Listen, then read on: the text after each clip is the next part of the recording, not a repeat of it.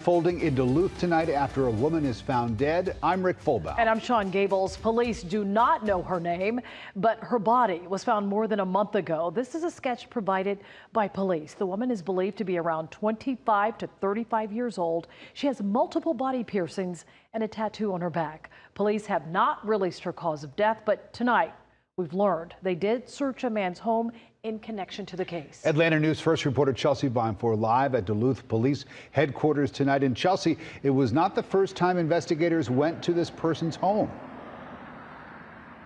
Yeah, and that's why we are at Duluth Police tonight. They are the agency that entered this man's home, the second agency in 2 months, but this time in reference to a different case.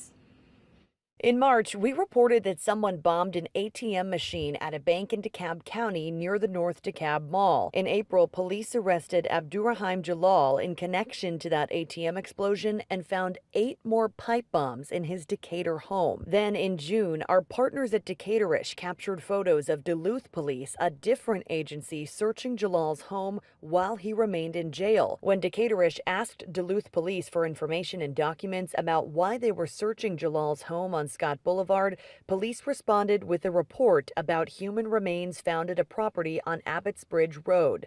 The report says a lawyer representing an anonymous client called the Gwinnett County District Attorney's Office to report that his client had possibly found human remains on his father's property while cleaning out the location. Tonight we went to that address. It's an auto shop but was closed when we arrived. We called and left a message for the owner to ask about the human remains. Duluth Police also released this sketch of a young woman tonight and confirmed to Decatur-ish her remains were the ones found at the location on Abbott's Bridge Road at the beginning of June. Investigators estimate she's between 5 to 5.5 feet tall and was in her mid-20s to early 30s. Tonight, they're still trying to figure out who she is.